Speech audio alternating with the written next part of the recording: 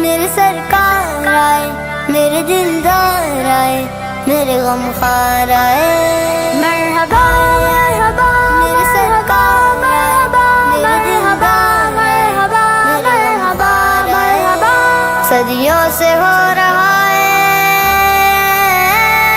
مرحبا مرحبا یا مصطفیٰ، صدیوں سے ہو رہا ہے، یہ کیسے رکے گا؟ صدیوں سے ہو رہا ہے، یہ کیسے رکے گا؟ دھماں دھماں سرکار کا میلاد ہمیشہ ہی سجے گا، سرکار کا میلاد ہمیشہ ہی سجے گا۔ چاہت ہے لگن ہے، دنیا ہی مگن ہے، چاہت ہے لگن ہے، دنیا ہی مگن ہے، گھر گھر میلاد ہو، سنی کا مشن۔ تشریف لے آئے، مبارک ہو محمد مرحبا مرحبا میرے سرکار، مرحبا مرحبا مرحبا مرحبا مرحبا صدیوں سے ہو رہا ہے، مرحبا مرحبا یا مصطفیٰ، صدیوں سے ہو رہا ہے، یہ کیسے رکے گا؟ صدیوں سے ہو رہا ہے، یہ کیسے رکے گا؟ دھماں دھماں سرکار کا میلاد ہمیشہ۔ کیا تم مجھ سے پوچھو گے نہیں کہ میں کیوں مسکرایا؟ کیا تم میری وجہ مسکراہٹ کے حوالے سے سوال نہیں کرو گے کہ میں کیوں مسکرایا؟ صحابہ نے کہا یا رسول اللہ علیہ الصلوۃ والسلام ضرور اگر کوئی بندہ وضو کے لیے پانی منگائے اور منگانے کے بعد وہ وضو کرے اور اس پانی سے جب وہ اپنے چہرے کو دھوئے گا، اللہ اس کے چہرے کے گناہوں کو معاف فرما دے گا، کے گناہ کو معاف کرے گا، سر کا مسح کرے گا، سر کے گناہ معاف کرے گا، پیروں کو دھوئے گا، اللہ تعالیٰ اس کے پیروں کے گناہوں کو معاف کرے گا۔ اللہ کے حبیب علیہ السلام نے فرمایا، حضرت عثمان کہتے ہیں سنو، یہ میں نے جو کیا یہ میرا عمل نہیں ہے، میں نے مصطفیٰ کو کرتے ہوئے دیکھا تھا، میں تو بس اپنے محبوب محمد رسول اللہ کی اداؤں کو میں زندہ کر رہا ہوں۔ یہ شوق اور یہ تڑپ سیدنا عثمان ذو النورین رضی اللہ تعالیٰ عنہ کی زندگی کے اندر تھی کہ کوئی بھی کام کرتے، حتیٰ کہ وضو بھی کرتے نا، تو تصور یہ ہوتا محمد رسول اللہ کی یہ ادا ہے اور حضور کی ادا کو زندہ کرنے کے لیے وہ کام کیا کرتے تھے۔ عزیزان ملت اسلامیہ، آج چونکہ ہماری سوچ بدل گئی، ہماری فکر بدل گئی، ہمارے خیالات بدل گئے اور دنیا کے گورکھ دھندے اور اس کی رنگینیوں میں ہم اتنے ڈوب گئے، اس قدر گم ہو گئے اور دنیا کی رنگینیوں کے اندر ہم نے اپنے آپ کو اتنا کھو ڈالا کہ نہ اللہ کی رضا کا تصور رہا، نہ مصطفیٰ جان رحمت کے جو ہے خوشی کا خیال ہمارے دلوں کے اندر رہا، بلکہ ہم تو وہ کر رہے ہیں جس سے ہمارا بھلا ہو جائے، مصطفیٰ جان رحمت کو تکلیف ہو یا نہ ہو، ہمیں اس سے کوئی غرض نہیں ہے۔ لیکن یاد رکھنا مسلمانوں، ایسا نہیں ہے کہ حضور بظاہر پردہ کر گئے تو امت اور حضور کا تعلق ختم ہو گیا، ایسا نہیں ہے۔ یاد رکھنا آج بھی اگر کوئی امتی گناہ کرتا ہے نا تو اللہ کے حبیب علیہ السلام کو ان کی قبر میں تکلیف ہوتی ہے، اور فرمایا گیا ہر سوموار اور جمعرات کو ہر امتی کے اعمال مصطفیٰ کی بارگاہ میں پیش کیے جاتے ہیں،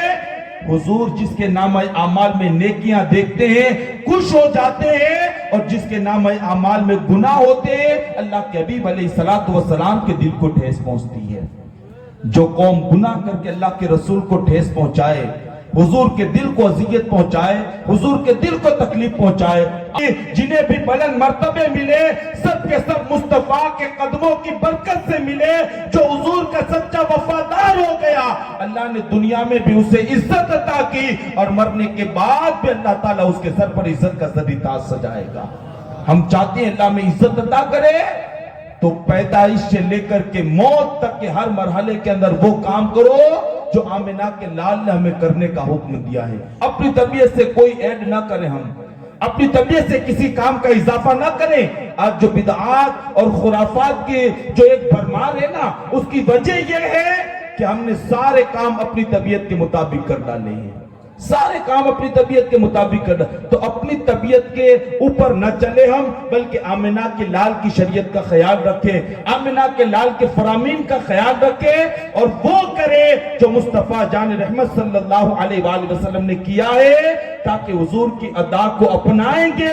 اگر عمل میں کمی بھی ہوگی، مصطفیٰ کی ادا کی برکت سے اللہ تعالیٰ اس کمی کو پورا کر کے ہمارے عمل کو اللہ اپنی بارگاہ کے اندر قبول فرمائے گا. تو حضور کی اتباع اپنی زندگی کے اندر لازم کر لیں. اور یہ بھی یاد رکھ لیں کہ کسی بھی ولی کو اللہ ولایت عطا کرتا ہی نہیں ہے جب تک کہ وہ مصطفیٰ کا فرما بردار نہ بن جائے. ہاں یہ الگ بات ہے، ہم جس کو ولی بنائیں میں اس کی بات. پاک رہنے والے اور توبہ کرنے والے کو اللہ تبارک و تعالیٰ اپنی دوستی کا تاج عطا فرماتا ہے. وہ چپ کر کے زندگی کو گزارتے، اسی لیے کہا گیا اللہ کو پہچاننا آسان ہے لیکن اللہ کے ولی کو پہچاننا بڑا مشکل ہے، کیونکہ وہ ہمارے ہی درمیان رہتے ہیں، ہماری ہی طرح زندگی کو گزارتے ہیں، اس لیے انہیں پہچاننا بڑا مشکل ہے. لیکن یہ بات یاد رکھ لیں، کوئی بھی ولی اس وقت تک ولی ہو ہی نہیں سکتا جب تک کہ وہ مصطفیٰ جان رحمت کی سنتوں کا پابند نہ بن جائے، جبکہ وہ حضور کی اتباع اور پیروی نہ کرے. آپ کسی بھی ولی کی تاریخ اٹھا کر کے دیکھیں، آپ کو پتا چلے گا کہ وہ اللہ کے حبیب علیہ السلام کی اطاعت اور فرما برداری پر کیسے کمر بستہ تھے اور کتنی پابندی کے ساتھ وہ اللہ کے حبیب علیہ السلام کی اتباع اور پیروی کرتے.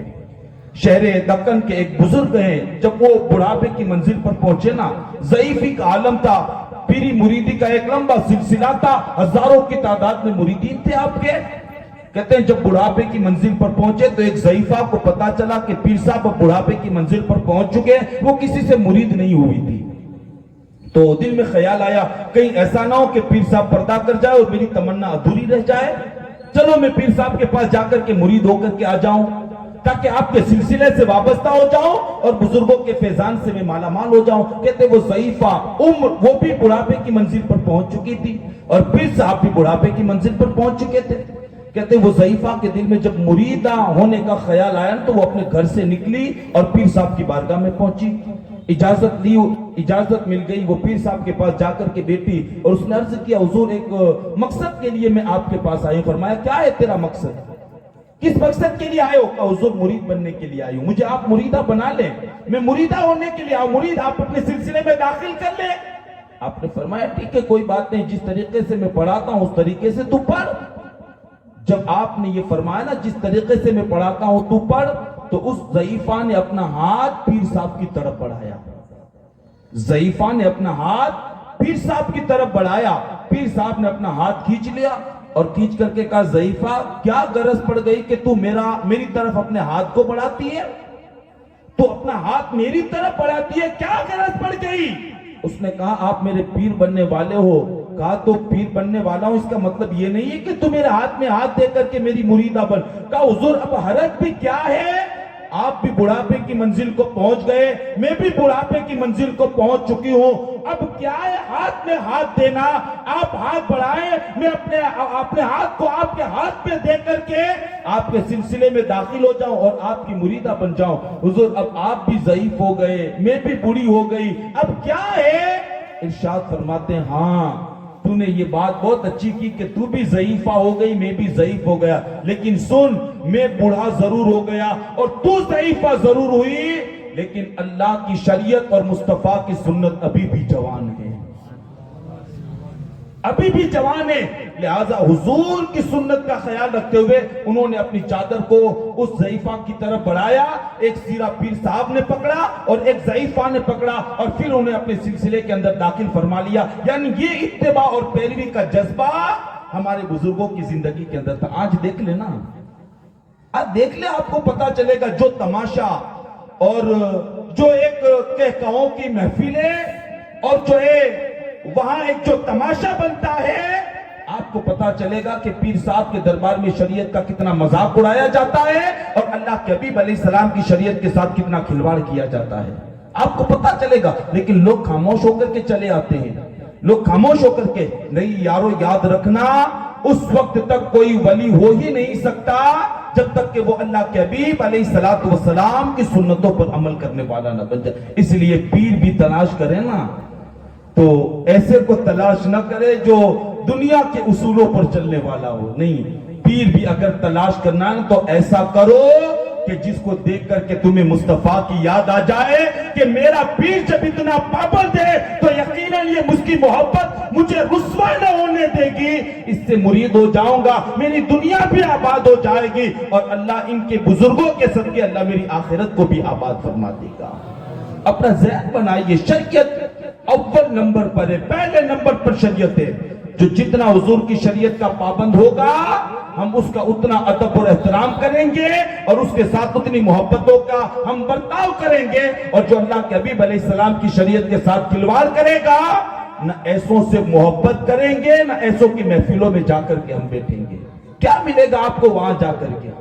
کیا آپ لے لیں گے وہاں جا کر کے؟ نہیں یار, شریعت کے پابند انسانوں کی محفلوں کو اختیار کرو. اللہ نے ان کی محفلوں میں وہ برکتیں رکھی ہے کہ جو ان کی محفل میں بیٹھ جاتا ہے, اللہ اپنے نیک بندوں کے صدقے انہیں بھی اپنی بارگاہ کے اندر قبول فرما لیتا ہے. آپ حضور غوث پاک کی سیرت اٹھا کر کے دیکھیں, یہ عنوان نہیں ہے لیکن عرض کر کے میں اشارہ دے کر کے چلا جاؤں. غوث پاک بھی اپنے زمانے کے پیر تھے, اور اتنے بڑے پیر کہ اللہ اکبر, کسی نے مدرسہ دیکھ لیا ان کا, اللہ نے ان کے صدقے مرنے والے پر کرم یہ کیا کہ غوث پاک کا بنایا ہوا مدرسہ دیکھ لیا, جا میرے محبوب بندے کے صدقے میں تجھے مغفرت کا پروانہ عطا کرتا ہوں.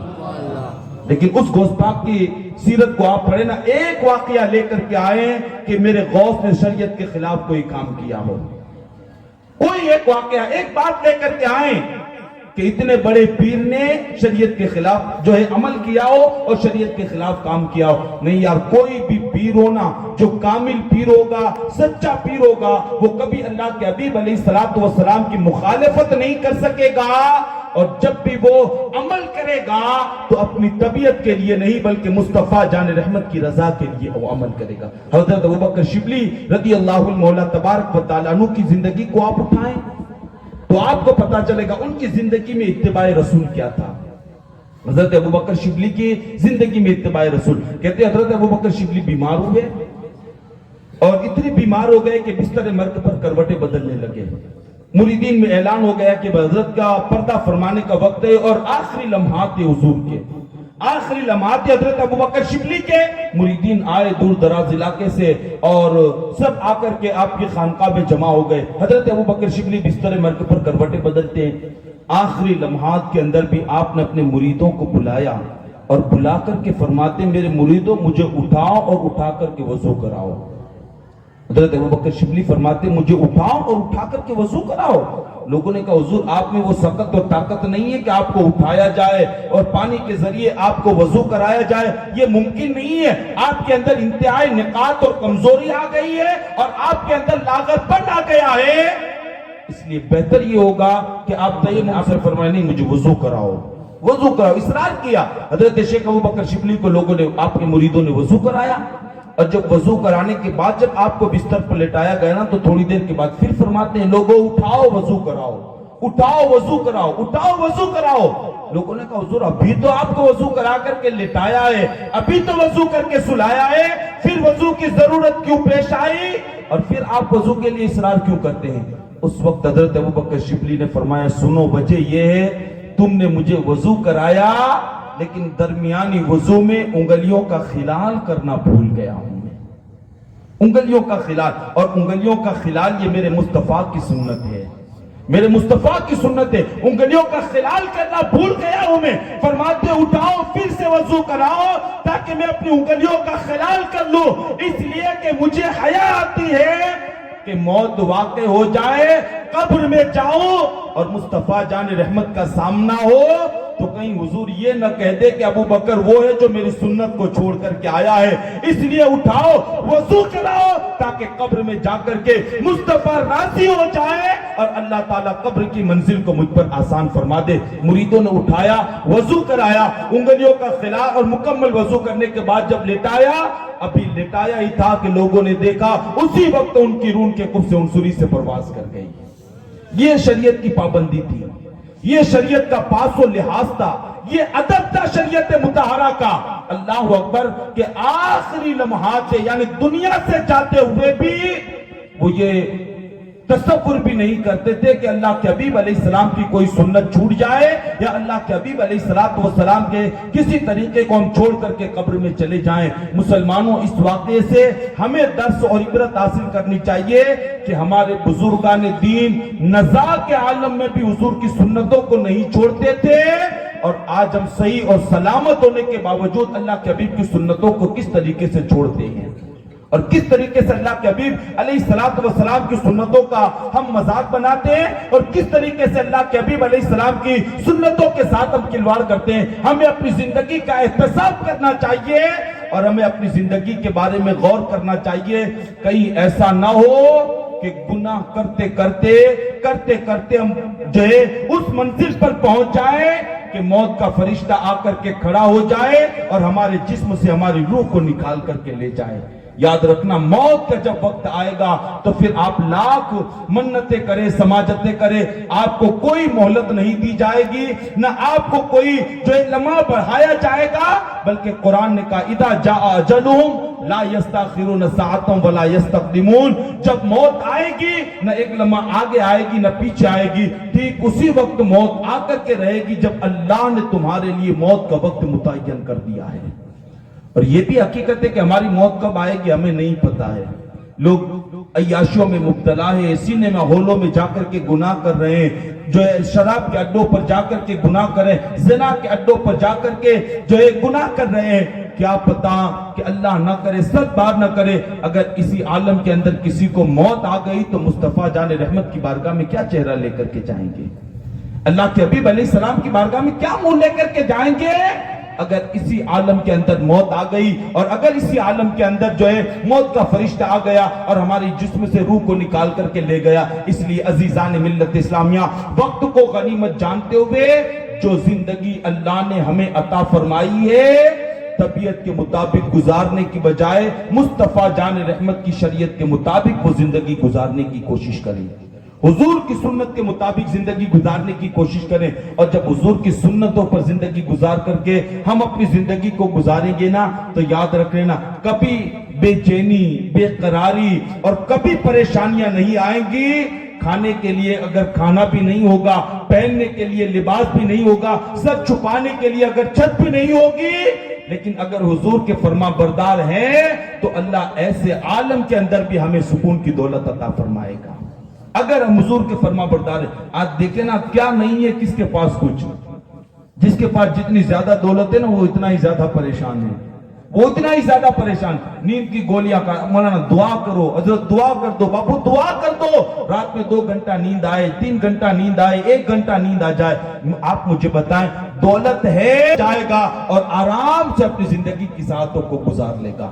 جتنا گناہ زیادہ ہوں گے بے قراری اتنی زیادہ آئے گی، جتنے زیادہ گناہ ہوں گے اضطرابی کیفیت اتنی زیادہ ہوگی، جتنی اللہ کی نافرمانی ہماری زندگی میں زیادہ ہوگی اتنی ہی بے قراریاں ہماری زندگیوں کے اندر بڑھتی جائیں گی۔ مسلمانوں، بے قراری کو دور کرنا ہے۔ اگر ہم چاہتے ہیں اللہ ہمیں اطمینان، سکون، چین کی زندگی عطا کرے دنیا کے اندر اور آخرت کے اندر بھی، تو ہمیں یہ کام کرنا ہوگا، مصطفیٰ جان رحمت کے سچے وفادار بن جاؤ اور حضور کی اتباع اور پیروی کر لو۔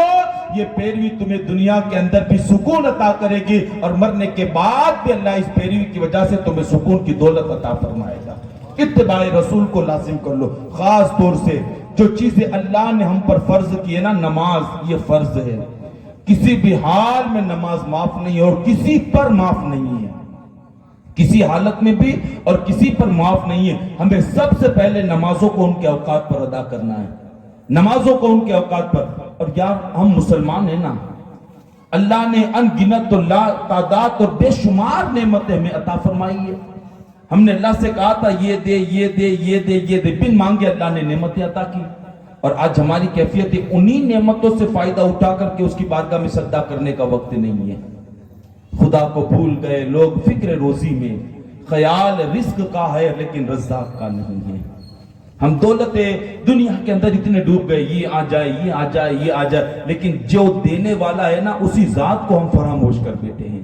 جو دینے والا ہے اسی ذات کو ہم بھول گئے. بہرکیف تو عزیزان ملت اسلامیہ، نماز اہم العبادت، افضل العبادت، شان بندگی، وقار زندگی اور شیطان سے لڑنے کے لیے بہترین ہتھیار ہے. نماز ہی وہ عبادت ہے جو بندے کو رب سے ملا دیا کرتی ہے.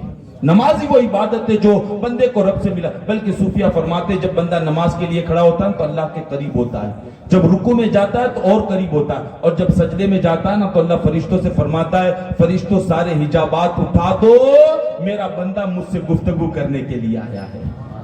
اب ذرا اس کی مٹھاس تو محسوس کریں نا، اس کی آپ چاشنی اور لذت تو محسوس کریں کہ بندہ گویا نماز میں رب سے ہم کلام ہو جاتا ہے، رب سے ہم کلام ہوتا ہے بندہ نماز کے اندر. تو نماز یہ تمام فرائضوں میں سے اہم الفرائض اور افضل الفرائض ہے. ہمیں سب سے پہلے نمازوں کی پابندی کرنی ہوگی. خوشی اس بات کی ہے مجھے الحمدللہ بڑی عمر سے زیادہ لوگ یہاں پر جوان مجھے نظر آ رہے ہیں اور جوانوں کی بڑی تعداد ہے. میں جوانوں سے کہتا ہوں جوانوں اس جوانی کی قدر و قیمت کر لو، اس لیے کہ جب یہ ایک بار چلی جائے گی نا تو واپس پلٹ کر کے یہ جوانی نہیں آنے والی ہے. یہ جوانی ایک بار چلی گئی تو پھر پلٹ کر کے نہیں آئے گی.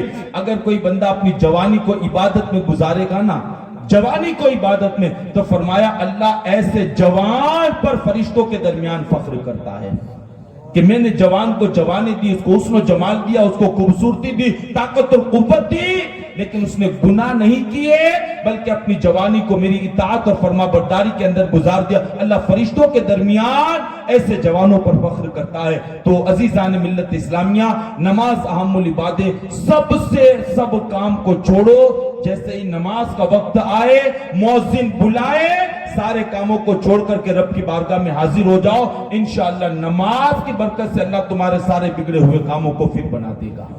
نماز کی برکت سے سارے بگڑے کام بن جائیں گے. تو نماز کی پابندی کریں. ماہ رمضان آئے اس کے روزے فرض ہے، اس کی پابندی کریں.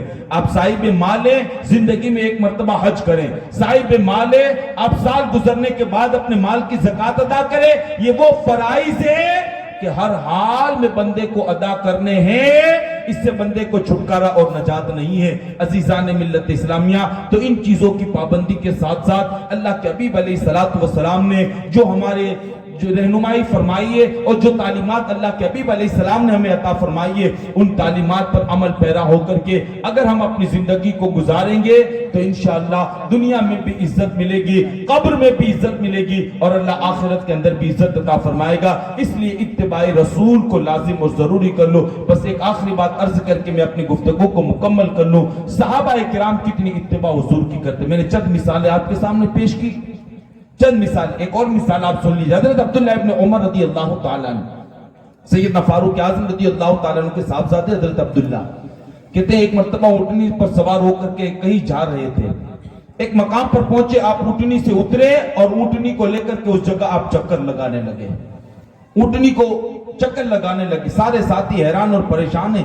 کیا ہو گیا عبداللہ ابن عمر کو کہ اونٹنی کو لے کر کے چکر لگاتے چکر لگاتے. حضرت عبداللہ ابن عمر سے لوگوں نے کہا اے عبداللہ کیا بات ہے کہ آپ اپنی اونٹنی کو لے کر کے چکر لگاتے ہیں اور اونٹنی کو چکر دے رہے، کیا وجہ ہے؟ ارشاد فرماتا ہے اس کی حکمت مجھے تو سمجھ میں نہیں آتی، لیکن ہاں ایک مرتبہ میں نے اپنے آقا کو یوں کرتے ہوئے دیکھا، اس لیے میں اپنے محبوب کی سنت پر عمل کر رہا ہوں. یہ جذبہ تھا ان کی زندگی کے اندر. ہم تو داڑیاں بھی کٹا رہے ہیں، نمازیں بھی چھوڑ رہے ہیں، سب چھوڑے، لیکن حضور کی محبت کا خیال کبھی دل میں نہیں آتا. یارو محفلوں میں نعرے لگانے کی بجائے، لوگوں کو بتانے کی بجائے میں عاشق رسول ہوں، میں عاشق رسول ہوں، میں عاشق رسول ہوں، اس کی بجائے محفلوں میں نعرے لگانے کی بجائے اور زبانی جمع خرچ کرنے کی بجائے ہم سب کی ذمہ داری بنتی ہے اب عمل کے میدان میں آؤ اور حضور کی سنتوں کے ایسے پابند بن جاؤ نا کہ غیروں کی نظر جب ہمارے وجود پر پڑے تو کہنے پر مجبور ہو جائے 1550-1600 سال کے بعد جب حضور کے غلاموں کی صداقت اور ان کی ایمانداری اور ان کی پاکیزگی کا یہ عالم ہے تو ان کے آقا محمد رسول اللہ کی پاکیزگی کا عالم کیا ہوگا. اور جب ہماری یہ کیفیت دیکھے تو کہنے پر مجبور ہو جائے کہ اسلام ہی سچا دین ہے اور کلمہ پڑھ کر کے وہ اسلام کے آغوش میں داخل ہو جائیں. ہمیں اپنی زندگی کو بدلنا ہوگا، ہمیں اپنی زندگی کے اندر انقلاب پیدا. یہ محفلیں منعقد کرنے کا مقصد یہی ہے، یہ محفلیں سجانے کا مقصد یہ ہے کہ آپ آؤ تاکہ اللہ کے حبیب علیہ السلام کی تعلیمات، ان کے جو صحابہ کی تعلیمات کو سنایا جائے، تاکہ ہمیں سبق اور درس ملے کہ اس دنیا میں رہ کر کے ہمیں کیا کرنا ہے، اس دنیا میں رہ کر کے ہمیں کیا کمانا ہے، ہمیں کون سا راستہ اختیار کرنا ہے، اور ہمیں کیسا کام کرنا ہے جس سے اللہ اور اس کا رسول صلی اللہ تعالی علیہ وآلہ وسلم راضی ہو جائیں۔ تو عزیزان ملت اسلامیہ، 12 روزہ یہ عظیم الشان اجلاس کا اہتمام کیا گیا ہے۔ جن حضرات نے کیا ہے میں انہیں مبارکبادی تو پیش کرتا ہی ہوں، آپ حضرات سے بھی گزارش کرتا ہوں کہ اور زیادہ تعداد میں آپ آنے کی کوشش کریں۔ ابھی 3-4 دن ہو سکتا ہے بارش کی آگاہی ہے، لیکن عاشقوں کو بارش سے کیا غرض ہوتی ہے؟ ہاں، دشت تو دشت ہے، دریا بھی نہ چھوڑے ہم نے، بحر ظلمات میں دوڑا دیے گھوڑے ہم نے۔ یہ حضور کے صحابہ کی شان تھی، دریا بھی ان کے لیے راستے ہموار کر دیتا، اور دریا کے اندر بھی اللہ ان کے لیے راستے بنا دیتا۔ تو ایسا نہ کریں کہ بارش کا ڈر کی وجہ سے آپ آنا بند کریں، نہیں یار، الحمدللہ اللہ نے ہمارے دلوں میں حضور کی محبت کا چراغ روشن کیا ہے نا، اللہ نے ہمارے دلوں میں حضور کی محبت پیدا کی ہے، تو اس کا خیال کرتے ہوئے انشاءاللہ ہر محفل میں خود بھی آئیں گے اور اپنے دوست اور احباب کو ساتھ میں لے کر کے ضرور محفل رسول میں ہم شرکت کریں گے۔ بارش کا خوف، اگر بھیگ بھی گئے نا محبت رسول میں، تو یہ بھیگنا ہمارے لیے نجات کا ذریعہ بن جائے گا۔ ہاں، یہ بھیگنا ہمارے لیے نجات کا ذریعہ بن جائے۔ بہرکیف تو آپ سے گزارش بھی کرتا ہوں، آپ بھی آئیے، اپنے دوست و احباب کو ساتھ میں لے کر کے ضرور شرکت کریں۔ اس کا ایک فائدہ میں آپ کو یہ بتا دوں کہ اگر آپ کسی کو لے کر کے آئیں گے نا، ہو سکتا ہے کوئی بات اس کے دل پر اثر کر جائے، وہ سدھر جائے، اللہ اس کو ثواب تو دے گا ہی دے گا، لیکن لانے والے کو بھی اللہ ثواب عطا فرمائے گا۔ اب ہم سب کی ذمہ داری بنتی ہے محفل رسول کو زیادہ سے زیادہ ہم لوگوں سے آراستہ اور پیراستہ کریں، تاکہ اللہ کے حبیب علیہ السلام ہمارے اس غلامی کو اپنی بارگاہ میں قبول کر لے، ہماری خدمت کو اور ہمارے خراج کو اپنی بارگاہ میں قبول کر لے۔ اگر حضور نے قبول کر لیا نا، تو پھر ہماری دنیا بھی آباد، قبر بھی آباد، اور اللہ ہماری آخرت کو بھی آباد کرے گا۔ اللہ کے حضور دعا کرتا ہوں کہنے سننے سے زیادہ ہم سب کو عمل کی توفیق عطا فرمائے۔ دوران گفتگو کوئی غلطی ہو اللہ تبارک و تعالی اسے معاف فرمائے۔ استغفر اللہ ربی من کل ذنب و اتوب الیہ وما علینا الا البلاغ۔ السلام علیکم ورحمۃ اللہ وبرکاتہ۔ صلاۃ والسلام۔